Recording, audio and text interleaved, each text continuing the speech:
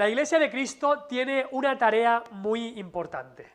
Cristo no nos salvó para que estuviésemos de brazos cruzados o para que estuviésemos pasivos, para que simplemente nos sentáramos en el sofá de la vida y fuéramos espectadores de lo que ocurre en este mundo. No.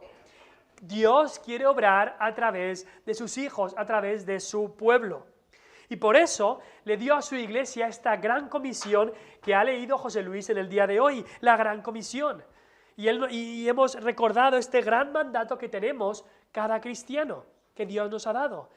Cada cristiano, en cada momento, debe llevar a cabo esta gran comisión, en tiempos de paz y también en tiempos de guerra, como vivimos ahora, en tiempos de riqueza y en tiempos de pobreza.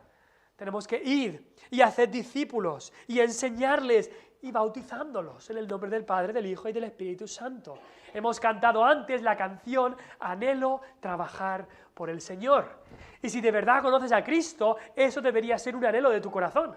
No estar simplemente ya tirado en el sofá esperando que la vida pase, sino trabajar por el Señor, ayudar a otros, hablar a otros de Cristo, evangelizar a los hermanos, dar a los perdidos, dar buen testimonio en nuestra vida, vivir vidas santas. Todo eso es trabajar por el Señor.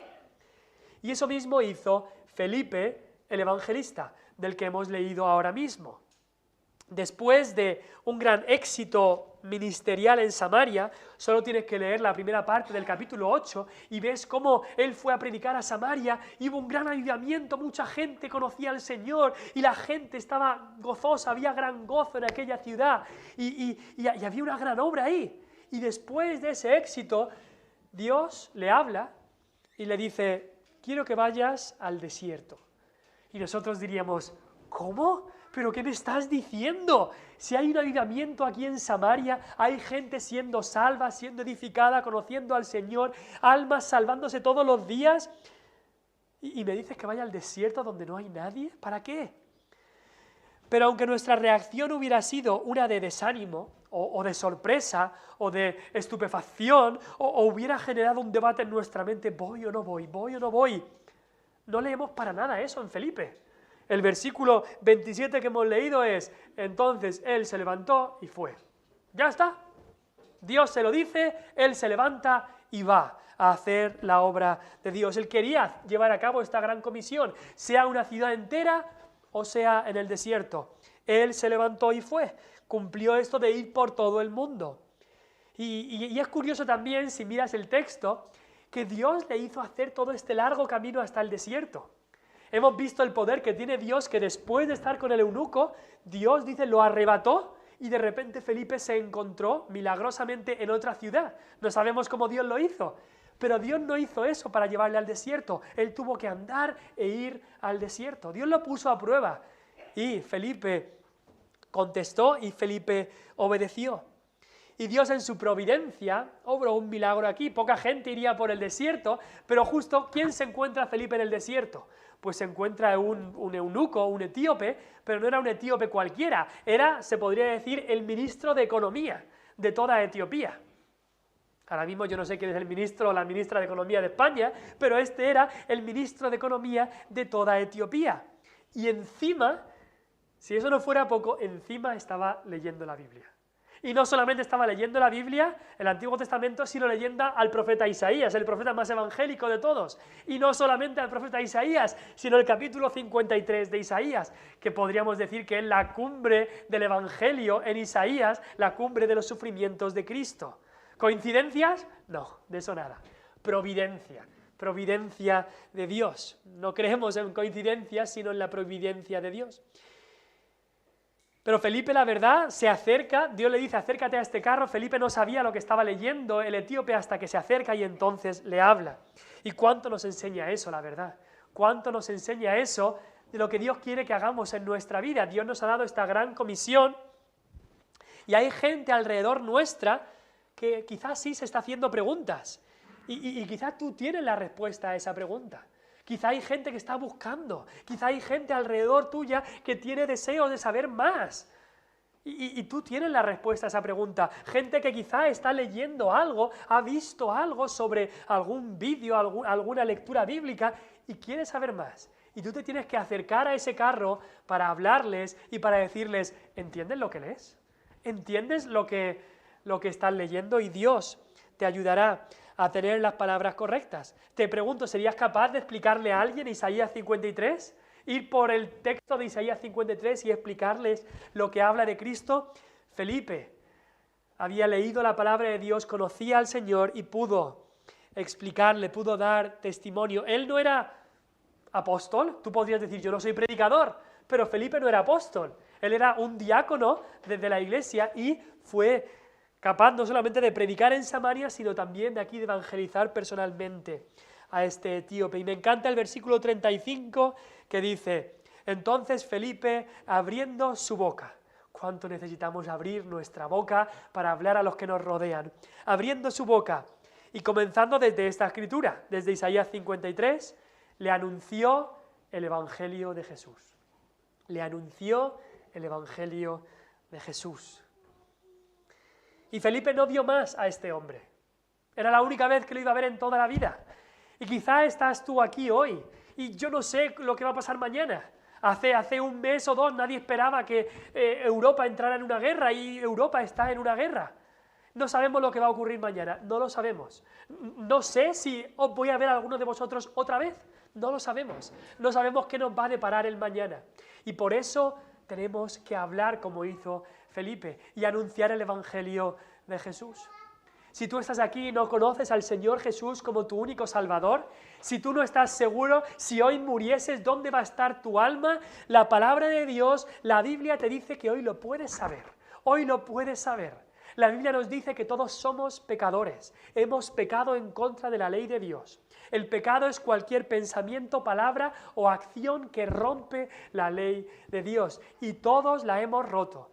Pero hay esperanza, porque Cristo vino a salvar y a buscar lo que se había perdido. ¿Sabes qué? Todos nosotros un día vamos a estar delante de Dios en su tribunal y tendremos que dar cuentas. Y el problema es que si no tienes a Cristo como tu Salvador, si no has confiado en Cristo como el único que te salva, vas a estar en muy graves problemas en ese día. Porque por tus pecados serás lanzado al infierno. Eso es lo que nos dice la palabra de Dios.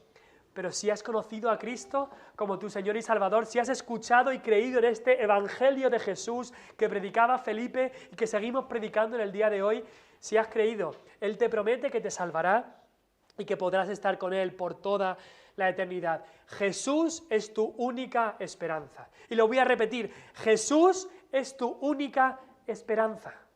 No tus obras, no que tú fuiste bautizado de pequeño, y ya hablaremos después en cuanto a eso, no que diste dinero a caridad, sino Jesús es tu única esperanza y lo que Él hizo. Y el eunuco, este etíope, fue salvo por la gloria de Dios. Él creyó en Cristo y después de hablarle, Felipe tuvo el privilegio de bautizarle. Felipe tuvo el privilegio de bautizarle y hoy en especial queremos hablar del bautismo. Hoy queremos hablar del bautismo. Si os acordáis, llevamos ya unas semanas predicando sobre distintas descripciones, lemas distintivos que en esta iglesia se han enseñado por los últimos 30, 40 años.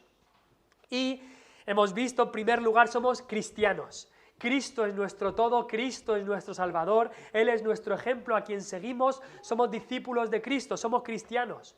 Pero también somos evangélicos. Creemos en el Evangelio, en las buenas noticias, de que no es que tú te lo tengas que currar o que merecer para ser salvo, sino que Jesús murió por pecadores. Ese es el Evangelio, la vida y la muerte y la resurrección de Cristo. Somos evangélicos y queremos anunciar ese Evangelio a toda criatura. Y al ser cristianos y evangélicos, entonces la Biblia es nuestra única autoridad. La Biblia es nuestra guía y nuestra brújula y somos bíblicos. Pero también hemos visto, estas son las tres cosas principales, somos cristianos, evangélicos y bíblicos. Pero también hemos visto que enseñamos y creemos la doctrina reformada, que toda la gloria tiene que ser para Dios, que no es que yo pude hacer, sino que Dios me escogió desde antes de la fundación del mundo. Yo no podía, yo era depravado, en mí no había nada, pero Dios me dio ese don de la fe para que pudiésemos creer, arrepentirnos, y Él ha hecho toda esta obra en nuestra vida y toda la gloria sea suya. También vimos que somos una iglesia protestante. Rechazamos los errores de la Iglesia Católica Romana sobre la adoración a Dios. No adoramos ni vírgenes, ni santos, ni a imágenes. También sobre la autoridad final. Es la Biblia la única autoridad final, no la tradición, ni el magisterio de la Iglesia, ni el Papa, y también, más importante, sobre la salvación. Rechazamos el error de creer que la salvación te la puedes ganar por tus propias obras o por los sacramentos, o nada así. Así que vimos lo que es que somos reformados, somos protestantes, pero también vimos que queremos ser una iglesia consagrada, una iglesia que sea un ejemplo, luz y vida, luz y sal en este mundo, un ejemplo con nuestra vida en este mundo perdido.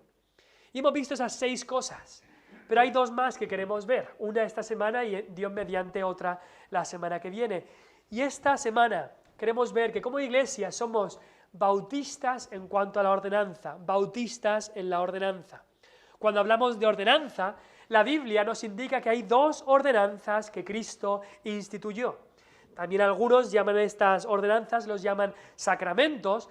Hay otros que esta palabra no les gusta porque es la palabra que ha utilizado por mucho tiempo la Iglesia Católica, y la Iglesia Católica le ha dado su propio significado, pero en realidad no hay nada de malo en la palabra en sí y podría utilizarse la palabra siempre que expliquemos lo que significa.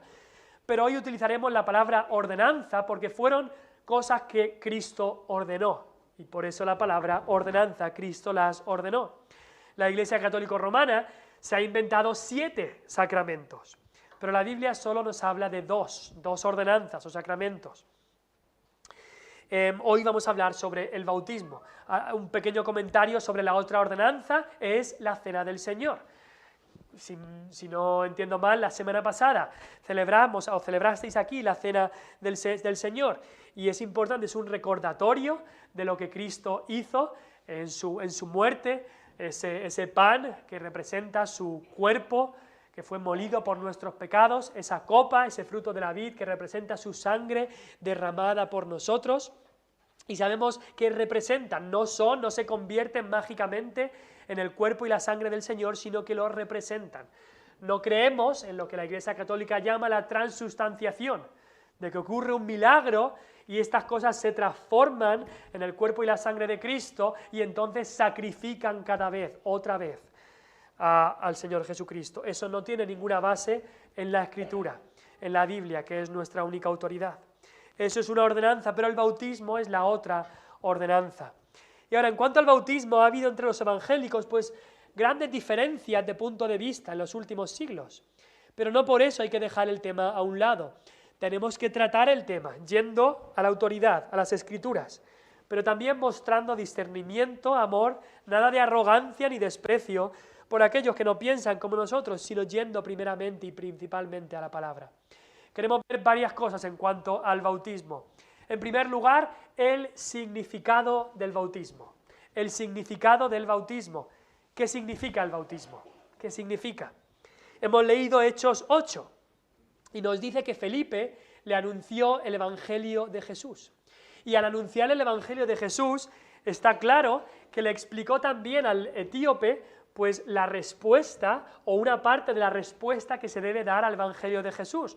Porque leemos que el etíope directamente le dijo, ¿qué impide que yo sea bautizado? Es decir, sabía sobre el bautismo, había entendido esto. Y tenemos que entender que el bautismo es un símbolo, también se ha definido el bautismo como un sello y señal del nuevo pacto. Es algo externo, es algo físico, algo con agua, pero que apunta a una realidad espiritual.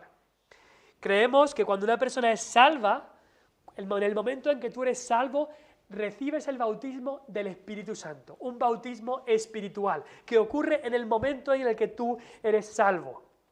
Ese bautismo espiritual que ocurre en el momento de la salvación significa que somos unidos a Cristo. Estamos con Cristo, en Cristo, unidos a Él, como su esposa, unidos a Él. Y así el bautismo físico, el bautismo que se hace después, el bautismo físico refleja esa realidad espiritual que ya ha ocurrido. El bautismo con agua, el bautismo físico, refleja el bautismo espiritual que ya ha ocurrido en la vida del cristiano. Entonces, ¿qué representa este bautismo físico? Pues 2 cosas principalmente. Si podéis ir conmigo, por favor, a Romanos 6. Romanos capítulo 6. ¿Qué representa el bautismo físico, el bautismo con agua? Pues vayamos a Romanos 6 y en el versículo 3 y 4 tenemos una descripción de una de las cosas que representa el bautismo con agua, el bautismo físico. Dice Romanos 6, versículo 3. ¿O no sabéis que todos los que hemos sido bautizados en Cristo Jesús hemos sido bautizados en su muerte? Porque somos sepultados juntamente con Él para muerte por el bautismo, a fin de que como Cristo resucitó de los muertos por la gloria del Padre, así también nosotros andemos en vida nueva. El bautismo simboliza muertos con Cristo y resucitados con Cristo. El cristiano es una persona nueva. Eso está claro en la palabra de Dios. El cristiano ha nacido de nuevo. Pablo lo decía bien claro, le decía, mira, ya no vivo yo. El que vive aquí, en este cuerpo, ya no vivo yo. Cristo vive en mí. Eso decía Pablo. Y hay un rico simbolismo en el bautismo, porque si lo pensamos, el agua también puede simbolizar el juicio de Dios. ¿Os acordáis del diluvio con Noé? ¿Cómo vino el juicio de Dios? Con agua. ¿Os acordáis de cuando el pueblo de Israel cruzó el Mar Rojo? ¿Cómo vino el juicio de Dios contra los egipcios? Con agua. Las aguas vinieron contra los egipcios. Incluso con Jonás. Él había pecado, había desobedecido y fue lanzado al agua. El agua habla del juicio de Dios. Y los que bajan a las aguas del bautismo están diciendo, yo merezco que el juicio de Dios me ahogue por mis pecados. Bajan a las aguas simbolizando el juicio y muerte, pero cuando suben de las aguas, simbolizan que Cristo llevó ese juicio por ellos, que Él sufrió la condenación para que podamos ser salvos, para que podamos nacer de nuevo en Él, resucitar con Él. Es decir, la regeneración, el nacer de nuevo. Y eso simboliza el bautismo. Y veremos que esto tiene pues mucha influencia en el modo del bautismo que utilizamos. Pero eso es una cosa que representa la muerte y resurrección con Cristo, muertos con Cristo y resucitados con Él. Pero otra cosa que también simboliza el bautismo es el lavamiento y la remisión del pecado, el lavamiento y el perdón de pecados. Porque, por supuesto, el agua limpia. Una lavadora sin agua no va a funcionar. Puede girar mucho, pero si no hay agua no va a limpiar nada aunque le metan mucho detergente. Y el agua tiene una función de limpiar. Ahora tenemos que entender, el bautismo físico, esa agua no nos puede limpiar los pecados, pero representa, simboliza el perdón de pecados que ya ha ocurrido. Porque alguien se bautice en agua no significa que sus pecados han sido perdonados. No, los pecados no están en la suciedad del cuerpo, están en el corazón, y el agua no puede hacer nada en cuanto a eso. El bautismo físico representa, simboliza el perdón y la limpieza de pecados que ya ha tenido que ocurrir en el corazón de las personas. Vayamos a Juan 3. Juan 3, versículo 5. Juan 3 nos habla mucho del nacimiento espiritual, de la regeneración, del nacer de nuevo.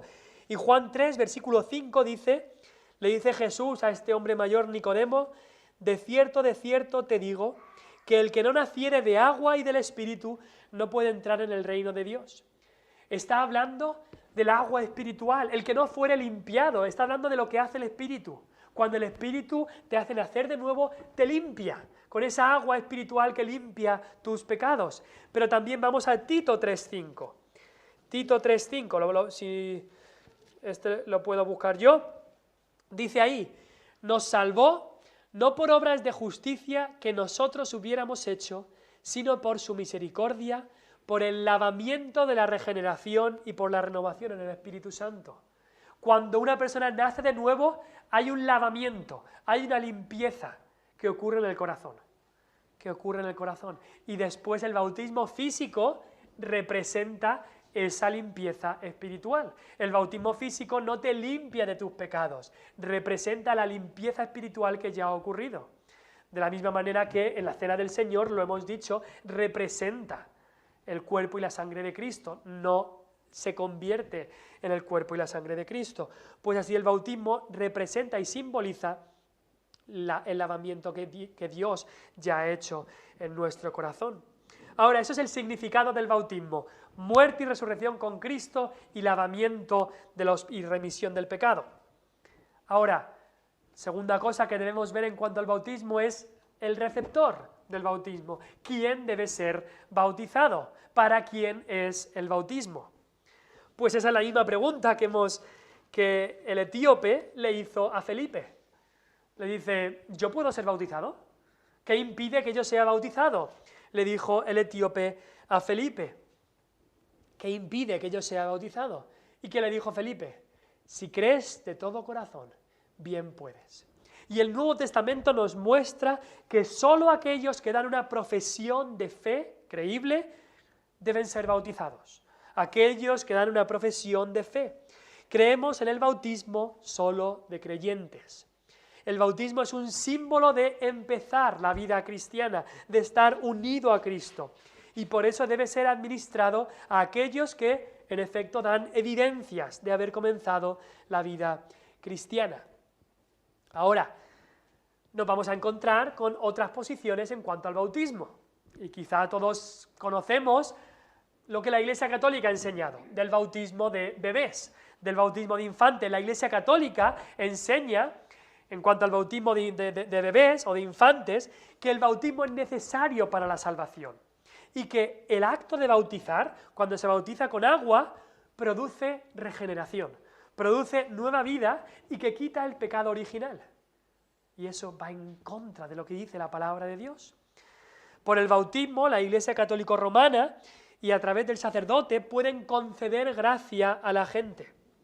En la Iglesia Católica Romana tú eres cristiano porque fuiste bautizado. Ahí empieza tu vida cristiana, en el bautismo. Pero la Biblia rechaza esta enseñanza. La Biblia dice que la salvación es por medio de la fe, no por medio del bautismo, sino por medio de la fe. No por obras, no por bautismos, para que nadie se gloríe. Y eso es lo que la Iglesia Católica Romana empieza. Ahora, también hay una enseñanza protestante en cuanto al bautismo de infantes que no es para nada igual a la de la Iglesia Católica Romana. Los protestantes que creen en el bautismo de infantes no están diciendo que el niño ya es salvo, que el niño es regenerado, no están diciendo que el bautismo produce la regeneración, sino están diciendo otra cosa. Vamos a verlo ahora. La Biblia enseña, y los protestantes que creen en el bautismo de infantes creen que todos aquellos que Dios ha elegido desde antes de la fundación del mundo están bajo el pacto de la gracia, bajo un pacto. Y los hermanos que creen en bautizar niños creen en una comunidad del pacto. Y por eso bautizan los padres creyentes, bautizan a sus hijos para que puedan estar bajo los beneficios de la comunidad del pacto. Es para hacerles así, pues, partícipes de estos beneficios de la iglesia visible, con el objetivo de que un día, a través de que crean ellos, cuando sean mayores en Cristo, puedan formar parte de la Iglesia Universal, de los hijos de Dios. Y en esto, aquellos protestantes que creen en el bautismo de infantes, pues creen que el bautismo es lo que reemplaza completamente a la circuncisión que encontramos en el Antiguo Testamento, y por eso creen que los bebés deben ser bautizados. De alguna manera ellos creen que el bautismo de los niños está como apuntando a una salvación probable en el futuro. ¿Pero qué dice la palabra de Dios? ¿Qué dice la palabra de Dios? Tenemos hermanos, tenemos amigos que creen en estas cosas. Tenemos que ir a la palabra de Dios. Ahora, es verdad que hay un paralelismo en el Antiguo Testamento y el Nuevo Testamento entre la circuncisión y el bautismo. Si lees Colosenses 2, apunta a esta realidad. En un versículo aparece la circuncisión y en el siguiente aparece el bautismo. Pero no son idénticos la circuncisión y el bautismo. Incluso Pablo dedica un libro, el libro de Gálatas, prácticamente un libro entero, a hablar en cuanto a la circuncisión, en cuanto a aquellos que decían que había que circuncidarse para ser salvo, y en el libro no habla nada en cuanto a que el bautismo ahora reemplaza la circuncisión, y hubiera sido el sitio ideal para decirlo. Tenemos que entender que el nuevo pacto, sabemos que la Biblia está dividida entre el Antiguo Testamento y el Nuevo Testamento. Testamento también se habla como pacto, es un antiguo pacto y el nuevo pacto. Y aunque hay un gran pacto de la gracia que los une a los dos, vemos que hay diferencias entre el antiguo y el nuevo pacto. Son distintos en bastantes cosas. Muchas cosas del antiguo pacto, que Dios estaba obrando ahí a través de una nación, en el nuevo pacto se cumplen espiritualmente. Voy a dar algunos casos. ¿Os acordáis? En el Antiguo Testamento los israelitas comían maná, y este maná era ¿verdad? Era pan que estaban comiendo ellos con su boca. Pues Cristo viene y dice: yo soy el verdadero pan del cielo, y habla de una comida espiritual. En el Antiguo Pacto comían comida física, que reflejaba y simbolizaba la comida espiritual que es Cristo a nuestra alma, que nos satisface. Lo mismo con los israelitas que bebían del agua de la roca, bebían físicamente de esa agua. Y Cristo viene y a la mujer samaritana le dice: el que beba del agua que yo le daré no tendrá sed jamás. Hay una agua espiritual a la que esta agua física simbolizaba. También en el Antiguo Testamento tenían un templo físico, un tabernáculo y después un templo físico. Ahora el Nuevo Testamento nos dice que nosotros somos templo del Espíritu Santo, no este edificio, sino el cristiano es un templo espiritual de Dios. En el Antiguo Testamento, en el Antiguo Pacto, recibían tierra física, tenían sus heredades, tenían sus tribus. En el Nuevo Testamento ahora nuestra ciudadanía está en los cielos. Eso ahora es espiritual. El Antiguo Pacto era una sombra, una ilustración de lo que iba a venir ahora, de la realidad verdadera, la realidad espiritual. Así que también hay un cambio en la manera en la que se entraba en la comunidad del pacto. En el Antiguo Testamento, si tú nacías de padres israelitas, eras israelita, eras del pueblo nacional de Dios, y la señal de eso era la circuncisión. Pero ahora en el nuevo pacto, el nacimiento no es físico, no por yo nacer en una familia cristiana soy cristiano, no, el nacimiento es ahora espiritual. Así que la señal de ese pacto se debe dar a los que nazcan espiritualmente, no físicamente. No sé si habéis entendido que el antiguo pacto habla de realidades físicas y el nuevo de realidades espirituales. Los judíos nacían físicamente en una familia, por eso eran circuncidados, pero nosotros nacemos espiritualmente. Entonces, cuando la persona nace espiritualmente, entonces debe ser bautizada. Y quiero que vayáis conmigo, por favor, a Jeremías 31. Jeremías 31. Estas son cosas que quizá nos pueden ser difíciles, pero debemos entenderlas para entender la realidad de lo que es el bautismo que nos habla la palabra de Dios. Y para entender esto, pues tenemos que entender algunas verdades estructurales de la palabra de Dios, como la verdad del antiguo pacto y del nuevo pacto. Y aquí, no sé si tienes un titulito ahí, en Jeremías 31, arriba del versículo 27, en mi Biblia pone el nuevo pacto. Y los traductores nos han dado ese título para ver lo que viene ahí. Y voy a empezar a leer el versículo 31. Dice: he aquí que vienen días, dice Jehová, esto lo dice Dios, dice el Señor, en los cuales haré nuevo pacto con la casa de Israel y con la casa de Judá. Es un nuevo pacto, está anunciando el nuevo pacto que será en el Nuevo Testamento. No como el pacto que hice con sus padres, el día que tomé su mano para sacarlos de la tierra de Egipto, porque ellos invalidaron mi pacto, aunque fui yo un marido para ellos, dice Jehová. Pero este es el pacto que haré con la casa de Israel después de aquellos días, dice Jehová. Daré mi ley en su mente y la escribiré en su corazón, y yo seré a ellos por Dios, y ellos me serán por pueblo. Y no enseñará más ninguno a su prójimo, ni ninguno a su hermano, diciendo: conoce a Jehová, porque todos me conocerán, desde el más pequeño de ellos hasta el más grande, dice Jehová. Porque perdonaré la maldad de ellos, y no me acordaré más de su pecado.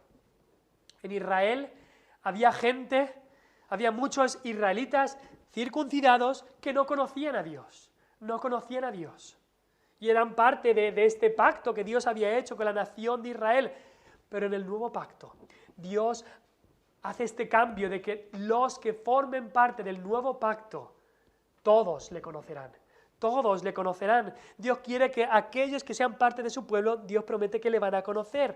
Y por eso el bautismo debe ser administrado a aquellos que muestren evidencia de que en realidad conocen a Dios por medio de Cristo. Hemos visto estas razones, pero luego hay otras razones bastante también más simples, por lo cual el bautismo debe ser administrado solo a aquellos que profesan fe. Y es que es el orden que da Cristo, y sus apóstoles sobre el bautismo. Una y otra vez, Mateo 28, lo ha leído José Luis, ir y hacer discípulos, primero es ir a predicar y hacer discípulos y después bautizándolos. Primero predicar y que crean en el Evangelio y después el bautismo. Marcos 16 dice, el que cree y sea bautizado. Nunca dice el que se bautice y cree y crea, sino primero el que crea y después sea bautizado. En Hechos 2, y podemos ir a Hechos 2, hoy hay muchos textos que estamos viendo, pero es necesario ver lo que dice la palabra de Dios en cuanto a este tema. Hechos 2. Este es un gran capítulo, el día de Pentecostés, la formación de la iglesia del Nuevo Testamento. Y Pedro va allí, después de que el Espíritu descienda, y Pedro predica el Evangelio, y muchos se salvan. ¿Y qué es lo que dice Pedro? En el versículo 38, cuando la gente le dice, ¿qué tenemos que hacer? ¿Qué haremos? Pedro les dice, arrepentíos, arrepentíos. Pedro ya había hablado de creer en Cristo y les dice, arrepentíos. Y después dice, y bautícese. No dice, bautizaos y arrepentíos, sino arrepentíos y bautícese. El orden es muy, muy claro. Y bautícese cada uno de vosotros en el nombre de Jesucristo para perdón de los pecados y recibiréis el don del Espíritu Santo.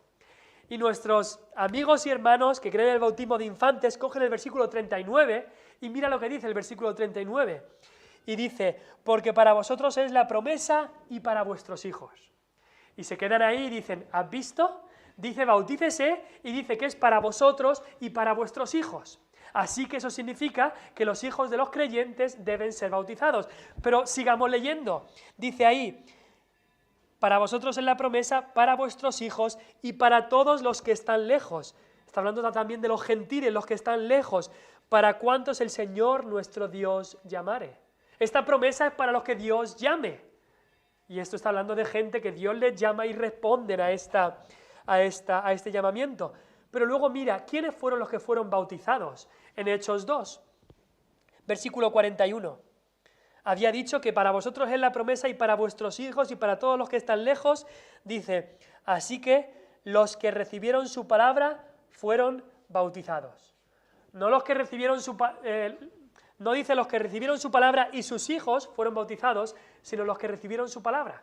Habría hijos que tenían ya la edad de creer y creyeron y recibieron la palabra, o adultos, pero primero recibieron su palabra.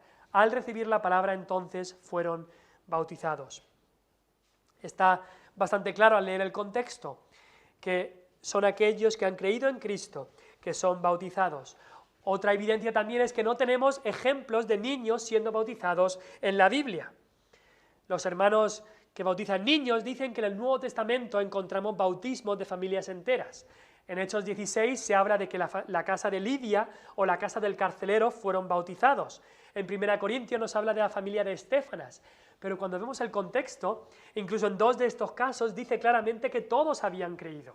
Así que no son versículos que indiquen que niños o infantes o bebés fueron bautizados. Y es verdad que no tenemos el ejemplo en la Biblia de ningún hijo de padres creyentes siendo bautizado en el Nuevo Testamento.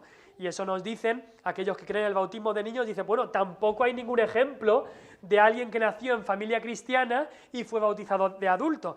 Es verdad, no encontramos ningún ejemplo así, a menos de que pensemos, y por supuesto, el ejemplo de los ejemplos es el ejemplo de Cristo. Y lo que hacemos como cristianos, ¿qué es? Seguir el ejemplo de Cristo. Y Cristo fue bautizado de adulto. Cristo fue bautizado de adulto, de eso no hay ninguna duda. Y nosotros seguimos el ejemplo de Cristo. Y quizás esa es la razón de las razones. Cristo fue bautizado de adulto y seguimos su ejemplo. Ahora, nos preguntamos, ¿necesitan las iglesias dividirse por el tema del bautismo? ¿Necesitamos separarnos de otros hermanos que creen diferente? Para esto necesitamos madurez. Tenemos que ver cuáles son las doctrinas fundamentales de la palabra. Y la doctrina fundamental es la salvación y todo lo que conlleva la salvación. Pero el bautismo físico no es una doctrina fundamental, sino secundaria. Ahora sí que nos separamos de la enseñanza católica porque creen que la salvación viene por el bautismo y tocan la enseñanza principal de la salvación y ahí tenemos que ser firmes. Pero ¿qué de nuestros amigos evangélicos que creen en el bautismo de bebés? pues no debemos separarnos de aquellos que son hermanos nuestros, que creen como nosotros en sola la gracia de Dios, solamente por medio de la fe, solamente a Dios la gloria, solo por Cristo, solo la Escritura, pero que vean el bautismo de una manera diferente. No debemos separarnos de aquellos, tenemos que ir a lo fundamental. ¿Cómo puede una persona ser salva? ¿Cómo puede una persona ser salva? Y por eso en esta iglesia ni hemos tenido ni tendremos en el futuro ningún problema en tener comunión, fraternidad con aquellos hermanos que creen lo mismo que nosotros en las cosas fundamentales, como la salvación, como la palabra de Dios, como la Trinidad, como la deidad de Cristo, etc., pero que quizá difieran en algo secundario, como es el bautismo físico. Ahora ya, para ir cerrando, el modo del bautismo. ¿Cómo se debe realizar un bautismo? Está claro que tiene que ser con agua, por supuesto, pero históricamente ha habido 3 modos de bautizar: por aspersión, tirar unas gotitas, por derramamiento, derramar agua, o por inmersión. ¿Cuál es el correcto? ¿Cuál es el correcto de estos 3? Pues si el bautismo es un símbolo, como hemos dicho, es un símbolo de una realidad espiritual, entonces el modo de hacerlo tiene también que ir acorde con ese símbolo. Hemos visto que es un símbolo del lavamiento, y el lavamiento, pues vale, por aspersión mucho lavamiento no se puede hacer, pero por derramamiento se podría hacer un lavamiento, o por inmersión. Pero hemos dicho también que el bautismo es un símbolo de la muerte y resurrección con Cristo.